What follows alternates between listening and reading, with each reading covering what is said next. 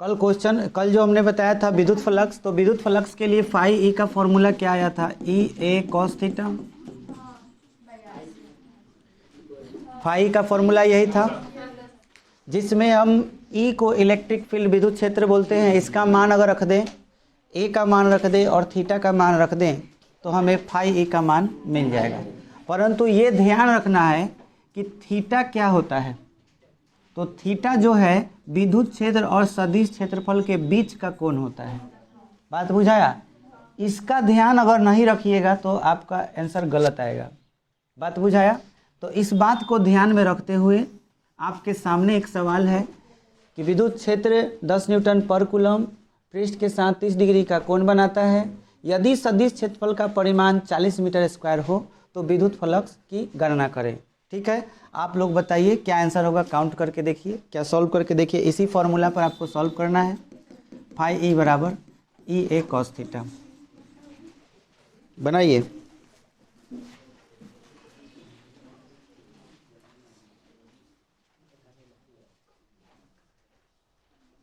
(200√3) किनका किनका आया है? चलिए बहुत अच्छा। इससे अलग किसी का आया है?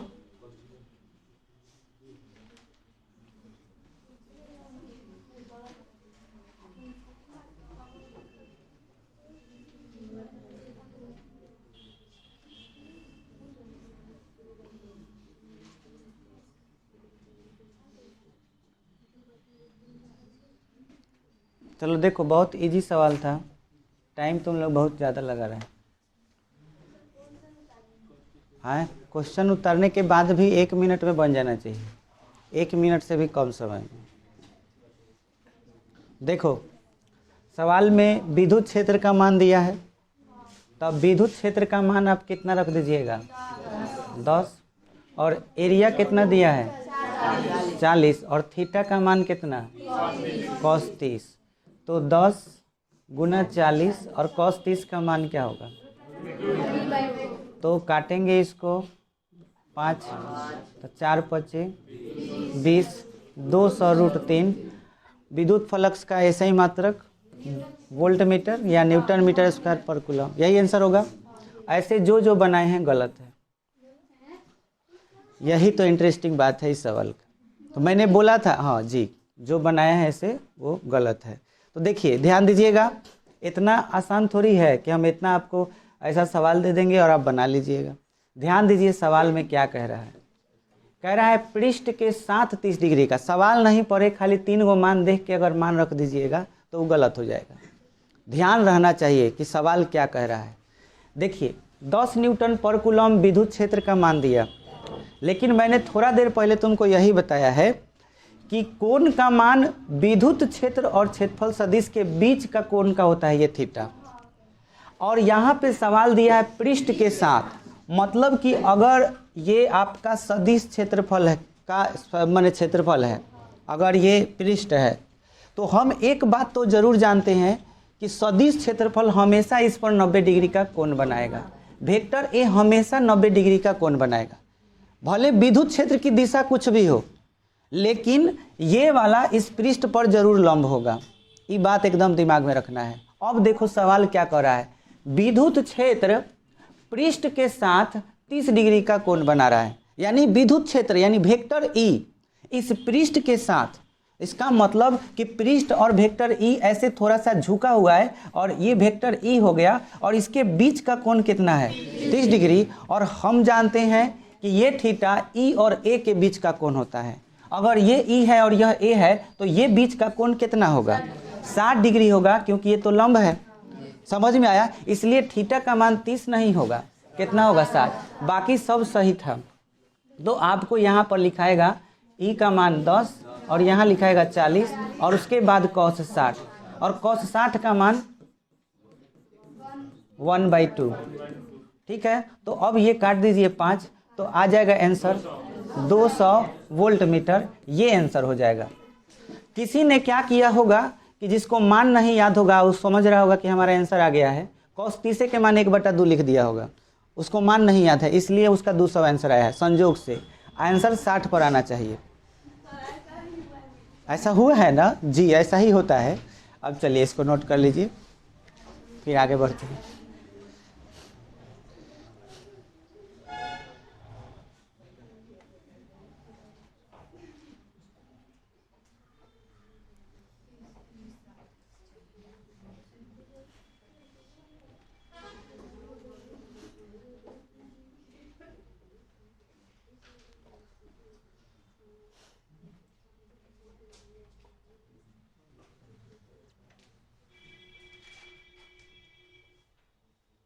हो गया?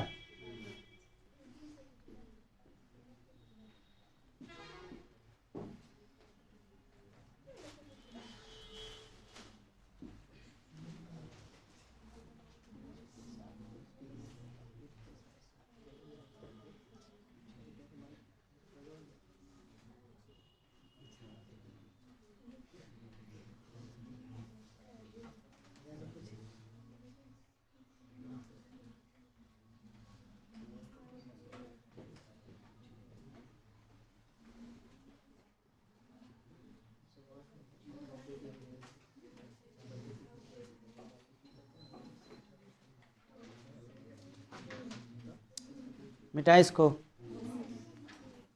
चलो मिटाते नहीं है, नेक्स्ट क्वेश्चन पे आते हैं।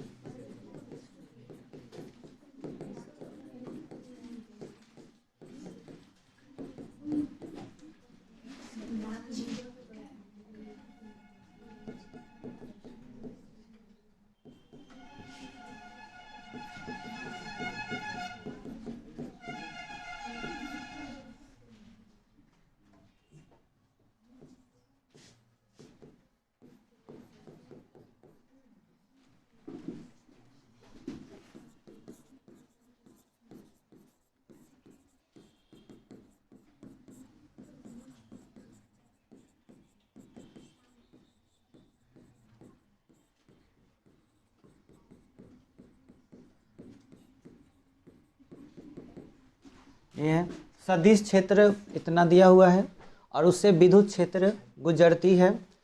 सदिश क्षेत्र आई कैप प्लस 2 जे कैप प्लस 5 के कैप है और उससे विद्युत क्षेत्र 3 आई कैप माइनस जे कैप प्लस 3 के कैप न्यूटन पर कूलम गुजरती है। तो विद्युत फ्लक्स की गणना करें। ठीक है, बताइए क्या आंसर होगा इसका, बनाइए।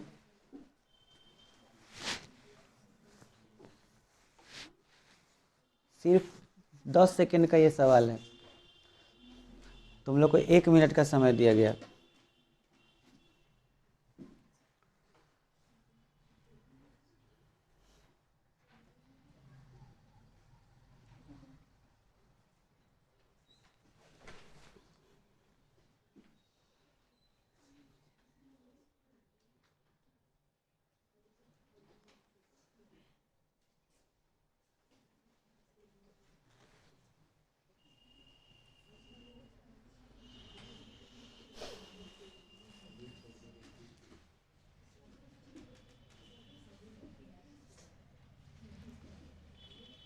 नहीं बना? चलो ध्यान दो, कैसे बनाएंगे ध्यान दीजिए। हमने फाई ई का एक और फॉर्मूला बताया था, vector E dot product vector A, ये बताए थे। तो वेक्टर ई का मान बताओ कहाँ दिया हुआ है। विद्युत क्षेत्र 3 आई कैप माइनस जे कैप प्लस 3 के कैप, और उसके बाद डॉट प्रोडक्ट वेक्टर ए कितना है, आई कैप प्लस 2 जे कैप है प्लस 5 के कैप, इतना हुआ। अब आपको डॉट कराना है, तो जो बच्चे नहीं पढ़े हैं वेक्टर अलजेब्रा वो ध्यान दें। आई के साथ जो रहेगा, बस ये याद रखना कि बिंदु होना चाहिए बीच में, तभी ये नियम लागू होता है। तो आई के साथ जो यहाँ रहेगा, जो आई के साथ यहाँ रहेगा, बस वही गुना होगा। अब बाकी आई आई खत्म हो जाएगा, मर जाएगा वो। समझ में आया? जे से जे खत्म हो जाएगा, के से के खत्म, और कुछ गुना नहीं करना है, खाली आई वाला आई में करना है, जे वाला जे में। तो 3 से 1 में गुना होगा 3, क्योंकि यहाँ 1 छिपा हुआ है। -1 से 2 में गुना होगा -2, और 3 से 5 में गुना हो जाएगा तो +15। ठीक है, तो 15 और 3 से 2 घटा लो 1, और 15 1 क्या हो गया 16 वोल्ट मीटर। ये आपका आंसर हो जाएगा। ठीक है, चलिए इसको मिटा देते हैं।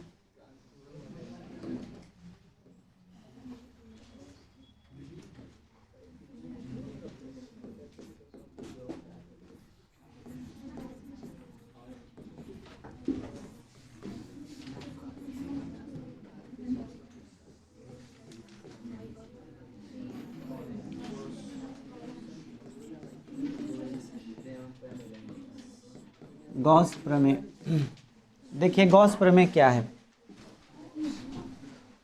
गॉस नाम के साइंटिस्ट ने बताया कि अगर कोई पृष्ठ बंद है, बंद पृष्ठ है, बंद पृष्ठ होने का मतलब केवल आपको ऐसा लग रहा होगा कि हम लकीर खींच दिए हैं बोर्ड पे, पर बंद पृष्ठ का मतलब होता है कि एक डिब्बा हो और वो चारों तरफ से बंद हो, उसमें कहीं ढक्कन वगैरह कुछ नहीं होना चाहिए। अगर ढक्कन भी है तो ढक्कन बंद होना चाहिए। अगर कोई कमरा है, रूम है, तो वो रूम भी चारों तरफ से बंद होना चाहिए। तो ऐसे चीज़ों को हम बंद पृष्ठ बोलते हैं। तो जब भी बंद पृष्ठ का बात आए तभी गॉस के नियम लागू होगा। अगर बंद पृष्ठ नहीं रहेगा तो गॉस का नियम लागू नहीं होने वाला। तो गॉस ने कहा कि बंद पृष्ठ अगर रहता है तो बंद पृष्ठ में कहीं पर भी कोई चार्ज स्थित हो, जैसे मान के चलिए कि यहाँ पर चार्ज 10 कूलम है। ठीक है, अब इस 10 कूलम चार्ज के कारण, अब देखिए इस पर प्लस चार्ज है, तो प्लस चार्ज अगर रहेगा तो इसके चारों तरफ बहुत सारी विद्युत क्षेत्र रेखाएं निकलेंगी। तो इस चारों तरफ जो विद्युत क्षेत्र रेखाएं निकलती हैं, अगर मुझे ये जानना हो कि इनकी टोटल संख्या कितनी है, तो हम एक फॉर्मूला पढ़े हुए हैं कि संख्या निकालना हो तो हम जानते हैं कि इनकी संख्या को विद्युत फ्लक्स कहते हैं, और फॉर्मूला हो जाएगा EA cos थीटा। बस ये फॉर्मूला हम लगा देंगे तो ये मान निकल जाएगा। लेकिन गॉस कहते हैं कि अब ये फॉर्मूला भी लगाने की ज़रूरत नहीं है।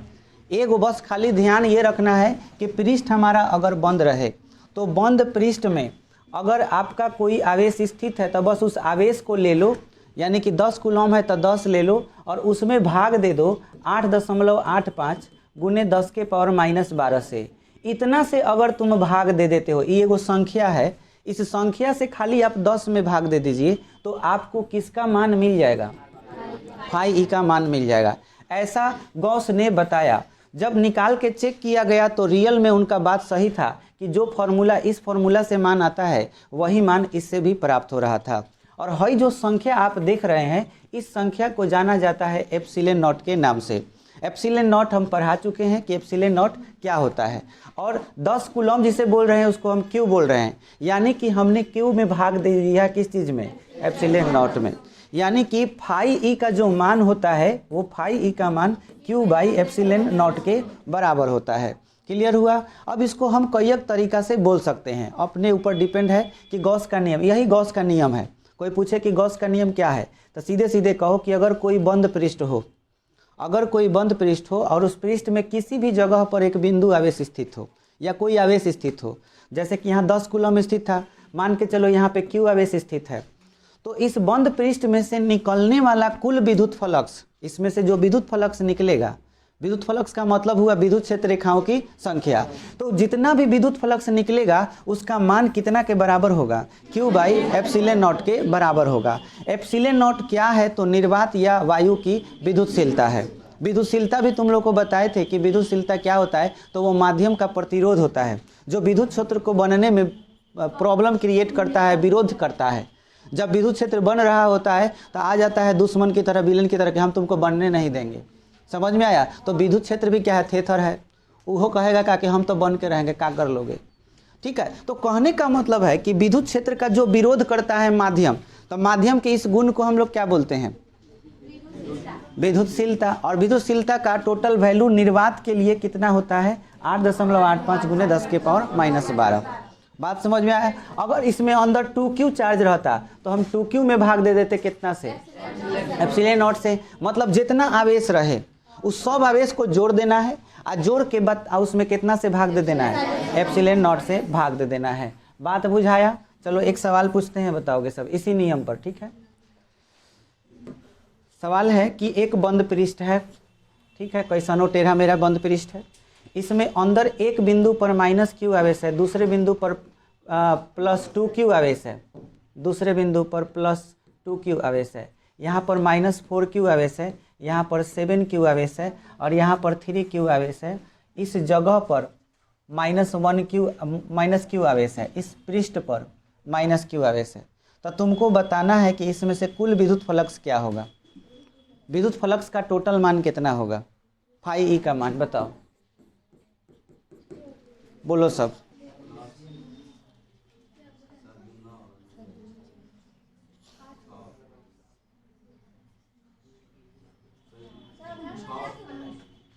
आंसर यहाँ पे बताना है 4q बाई, एक आदमी का 4q बाई एप्सिलॉन। आप लोग बताइए एने का तो ये बताओ तल्लु तो नहीं के हिसाब से 6q बाई एप्सिलॉन नॉट।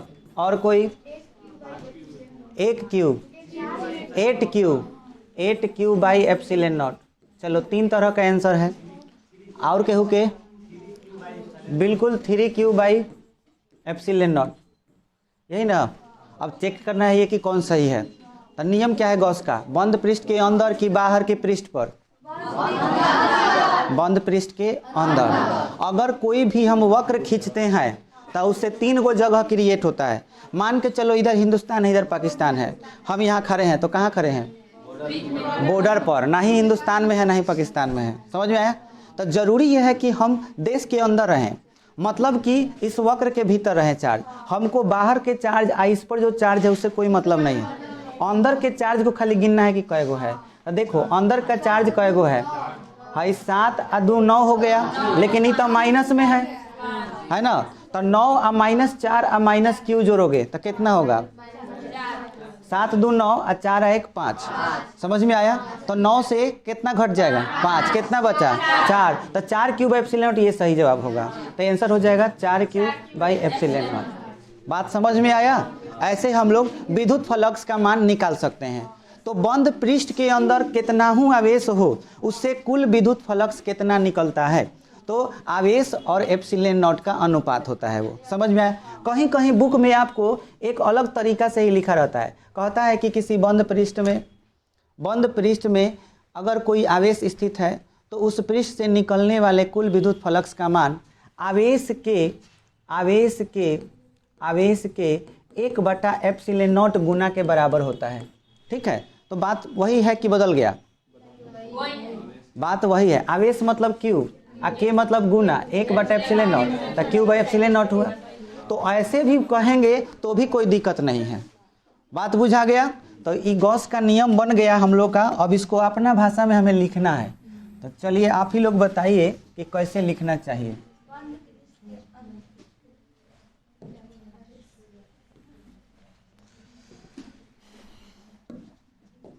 क्या लिखेंगे? किसी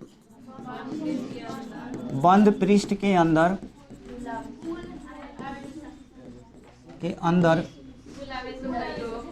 कुल आवेशों का योग। किसी बंद पृष्ठ के अंदर किसी भी बिंदु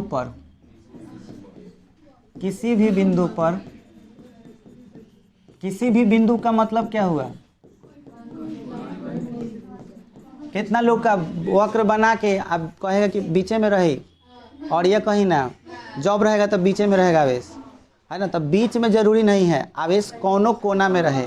अगर है घर है बंद है, पूरा चारों तरफ से बंद वक्र है, तुम कोनो कोना में लुका जाओ, तुम पर अगर चार्ज है प्लस चार्ज है तब विद्युत फ्लक्स का मान उतना ही होगा, चाहे कि नहीं चल जाओ। देह अगर घिना रहा है, माने महक रहा है, तो यहाँ बैठो चाहे वहाँ बैठो, महकबे करेगा। ऐसा थोड़ी है कि यहाँ से वहाँ चले जाएंगे तो यहाँ गुलाब लेखा महकेगा, उधर जाके दूसरे चमे। वही सही बोली, बहुत अच्छा। ठीक है। अरे तू एमे तो डिप्लोमा कैले बारू। देखो, किसी बंद पृष्ठ के अंदर किसी भी बिंदु पर, है ना, किसी भी बिंदु पर क्या स्थित हो, किसी भी बिंदु पर आवेश स्थित हो तो उस पृष्ठ से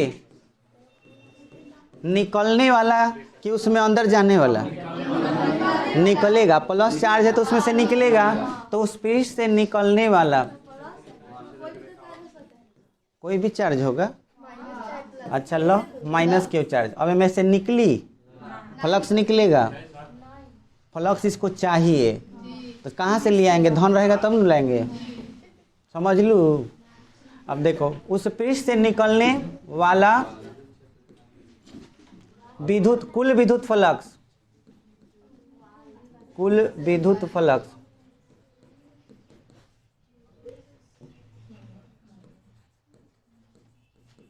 कितना होता है, Q बाई एप्सिलॉन नॉट होता है। समझ में आया। जहां एप्सिलॉन नॉट क्या है, सॉरी एप्सिलॉन नॉट लिखना चाहिए ना, हाँ, जहां एप्सिलॉन नॉट निर्वात या वायु की विद्युतशीलता है,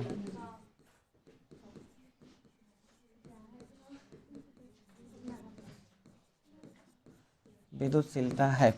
ये तो नियम हो गया। अब ध्यान दीजिए, इस नियम को हमें प्रूफ भी करना होगा, अर्थात फाई ई बराबर Q by epsilon not.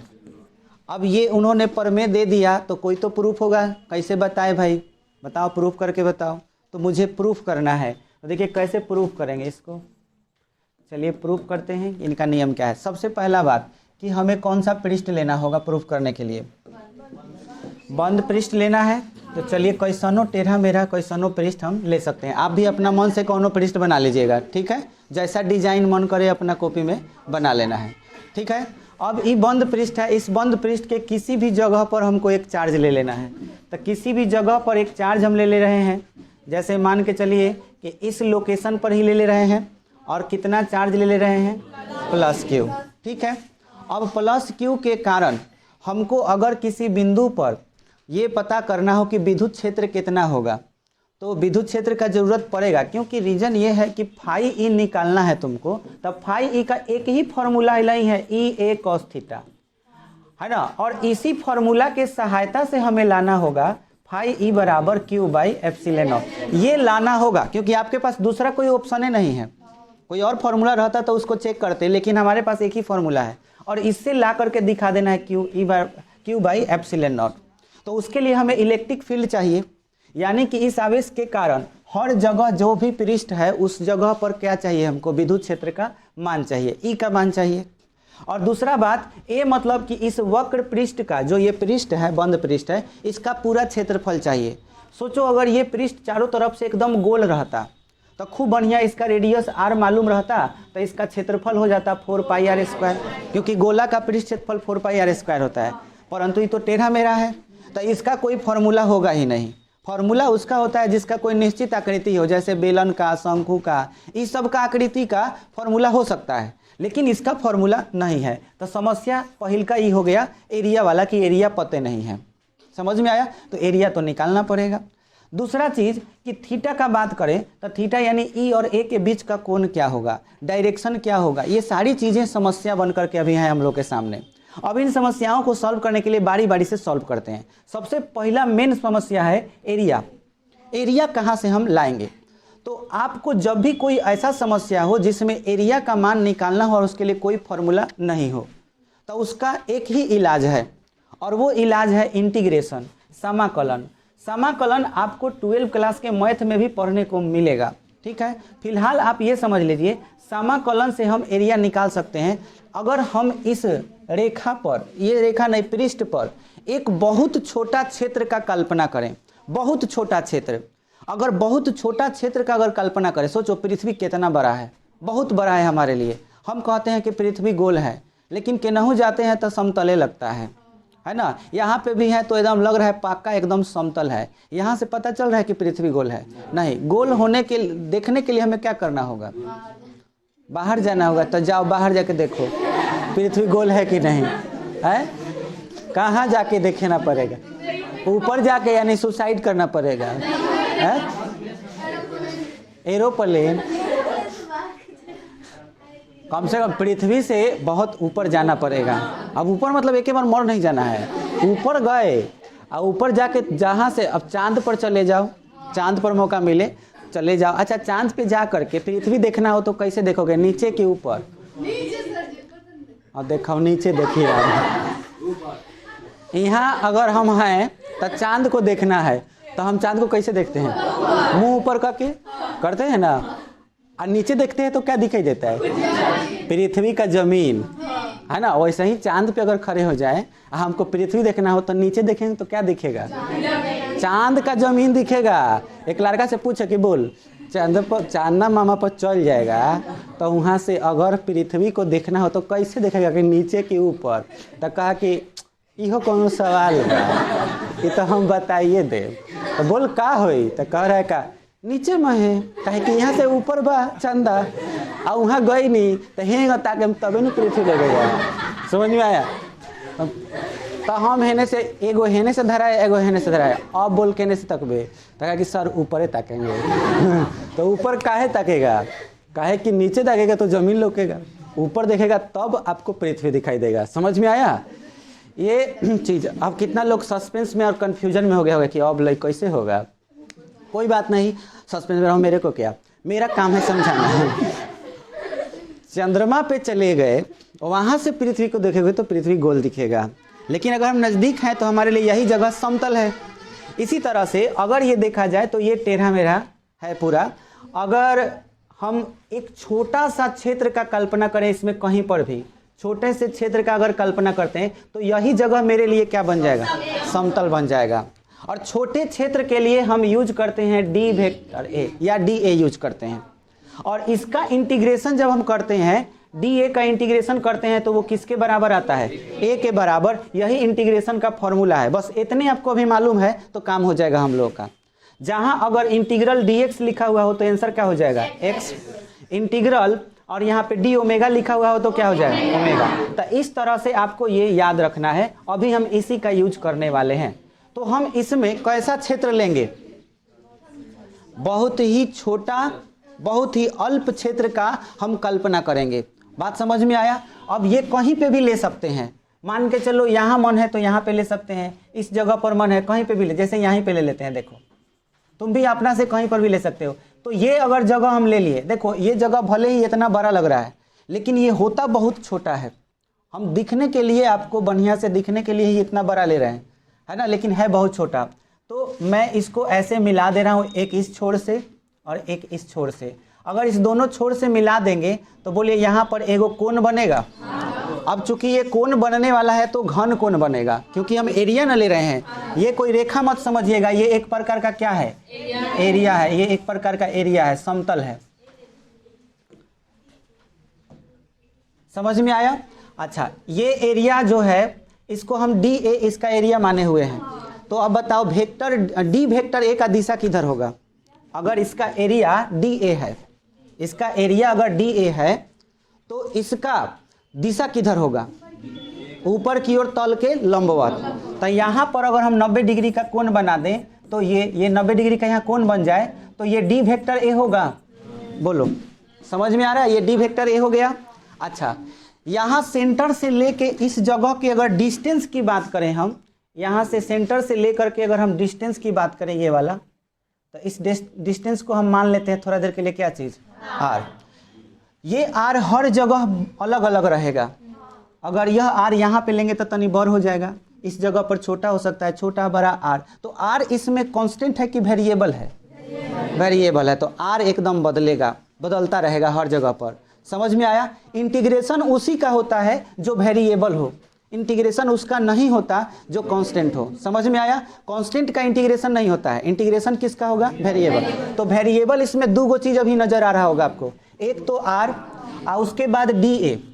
D A ये एरिया जो है हर जगह जो है हम ले सकते हैं, तो एरिया भी क्या है? वेरिएबल है। बात समझ में? एरिया अगर हर जगह ले सकते हैं तो इसका मतलब एरिया वेरिएबल हो गया। क्लियर हुआ?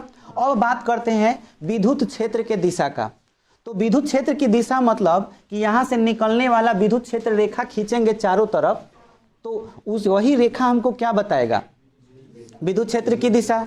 अब मान के चलो यहाँ से वो तीर का चिन्ह अगर खींचबो करेंगे तो हो सकता है कि इस रेखा पर ही वो क्षेत्र रेखा आ जाए, या ये भी हो सकता है कि थोड़ा सा अलग हो जाए, जैसे ही खींच दिए तो हो सकता है कि विद्युत क्षेत्र इस डायरेक्शन में हो। यानी कि डी वेक्टर ए और वेक्टर ई जरूरी नहीं है कि 0 डिग्री के कोण पर हो, कुछ बीच में 1 डिग्री 2 डिग्री 10 डिग्री का भी कोण बना सकता है। यानी कि हम हर पॉसिबिलिटी को लेकर के चल रहे हैं, तो ये मान के चलेंगे कि विद्युत क्षेत्र और डी वेक्टर ए दोनों के बीच भी कुछ ना कुछ एंगल बन रहा है। बात समझ में आया? तो इस एंगल को दिखाने के लिए सिंपल एक हम तीर का चिन्ह यहाँ पे बगल में खींच देंगे। यहाँ पर देखिए, यहाँ पर इस जगह पर ही हम वेक्टर ई खींच दे रहे हैं और इसके बीच के कोण को क्या मान ले रहे हैं, थीटा मान ले रहे हैं। बोलो समझ में आया? तो ये विद्युत क्षेत्र की दिशा वो डी वेक्टर ए और बीच का कोण क्या हो गया, थीटा, और यहाँ डिस्टेंस क्या हो गया, आर, और यहाँ पे जो कोण बनेगा घन कोण, पूरा बड़ा घन कोण बनेगा या फिर एक छोटा घन कोण बनेगा, छोटा घन कोण बनेगा। समझ में आया? तो यहाँ पे जो छोटा घन कोण बनेगा उसको क्या मानेंगे, डी ओमेगा। बोलो क्लियर हुआ? अब इतना बात लिखने के बाद हम अगर आपसे कहें कि छोटा सा एरिया है, तो इस छोटे एरिया से पहले विद्युत फ्लक्स निकालेंगे, छोटा एरिया से विद्युत फ्लक्स निकालेंगे और इंटीग्रेशन करेंगे तो सबका निकल जाएगा। बात बुझाया? यही नियम होता है। तो हम छोटे से एरिया से निकालने के लिए विद्युत फ्लक्स के लिए वही फार्मूला लगाएंगे जो हम पहले पढ़े हैं। तो फार्मूला ई ए कॉस थीटा होता है। समझ में आया? फाई ई का फार्मूला क्या होता है, ई ए कॉस थीटा। परंतु यहाँ पर क्या लिखाएगा, बोलो, फाई ई के जगह पर फाई ई लिखाएगा कि डी फाई ई लिखाएगा? डी फाई ई क्यों लिखाएगा? छोटा एरिया है। माना बंद पृष्ठ के अंदर बंद पृष्ठ के अंदर प्लस क्यू आवेश स्थित है। अच्छा, इसके बाद प्लस क्यू आवेश स्थित है जिससे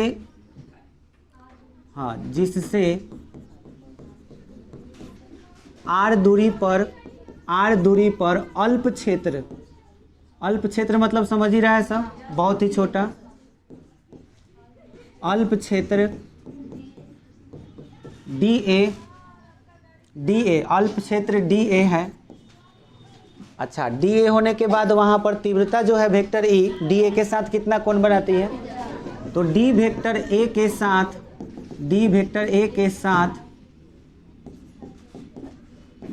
वेक्टर ई थीटा कोण, वेक्टर ई यानी कि विद्युत क्षेत्र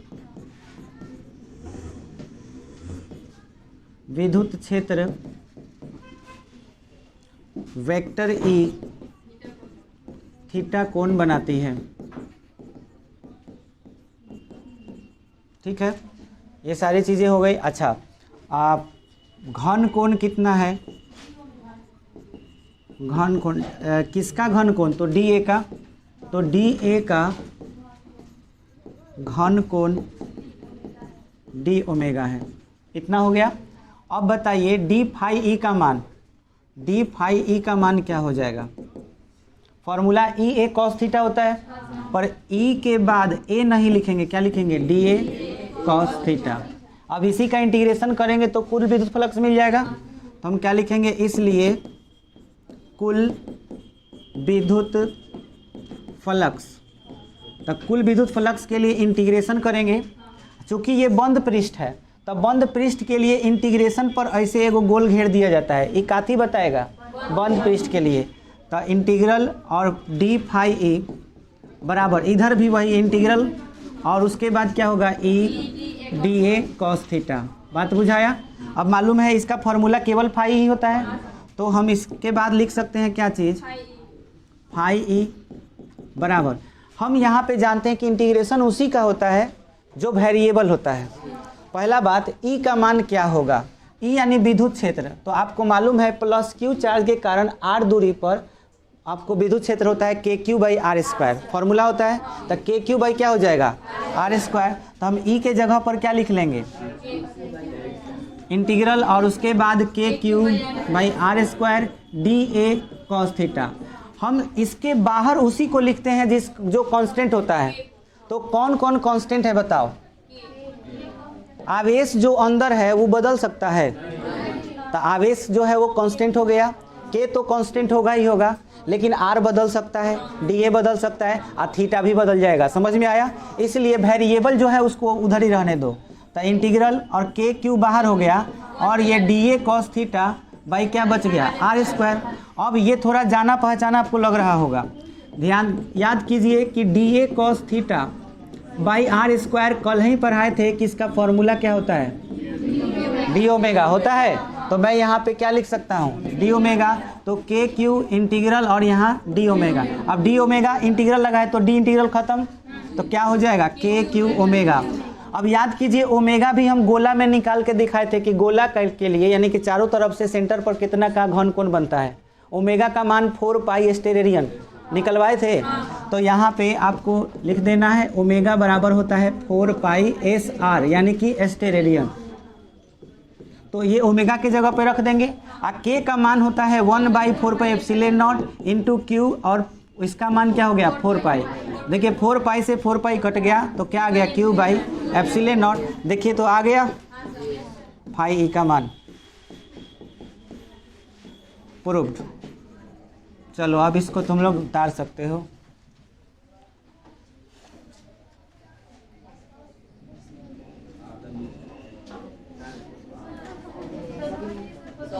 हो गया सब।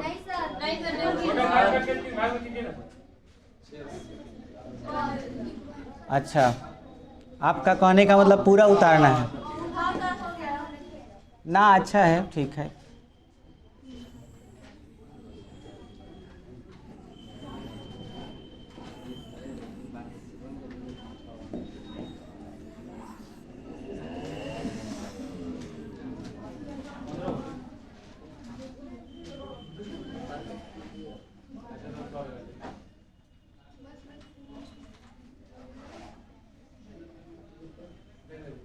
अब दिख रहा है ना?